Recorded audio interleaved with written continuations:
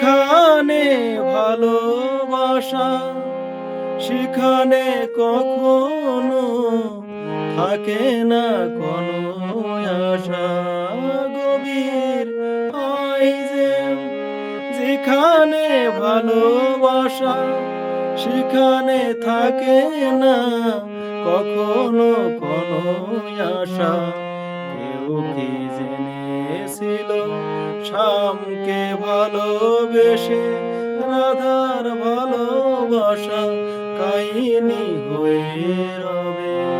হৃদয়ে লেখো নাম, সে নাম রয়ে যাবে।